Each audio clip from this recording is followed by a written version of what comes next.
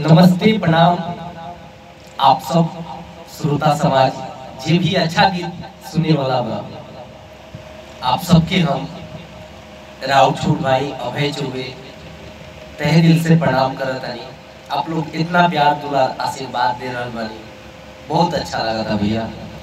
और आज जो गीत सुनावे जा रहल बानी कन्यादान के गीत है जो कि आज से 3 वर्ष पहले रिलीज रही और ओकरा के आशी फिल्म्स के माध्यम से जो हमारे यूट्यूब चैनल है ओकरा माध्यम से बहुत लोग देख ले बा। 7.5 लोग से मतलब 7.5 लाख से ज्यादा लोग देख चुकल बा।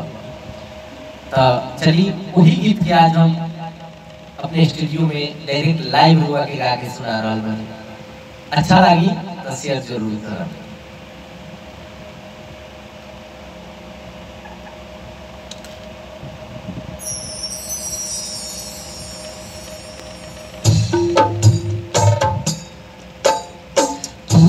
के चौटैया पे बैठल बानी पापा रउआ पत्थर समान।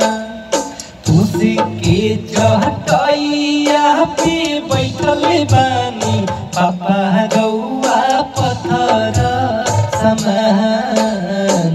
काठी के कहरे जा वह बनौले बानी करत बहनी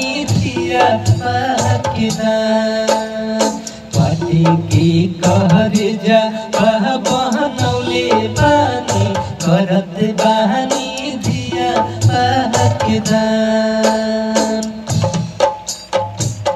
बहुत ही मार्मिक गीत बा भैया, आप लोग ये शेयर जरूर करें। जवाना हथावा से खबर किया बनी वही हाथिया जी कहे बेटी बीस रवनी। जवाना हाथे अपन खबर किया बनी वही हाथिया जी कहे बेटी बीस रवनी। वही हाथिया जी कहे बेटी बीस रवनी। आज रोकत नहीं के जिकारा चरहवा में भईनी से आज रोकत नहीं के जिकारा चरहवा में भईनी से। काठी के कहर जा वह बनौले बानी पापा रउआ करत बानी दान।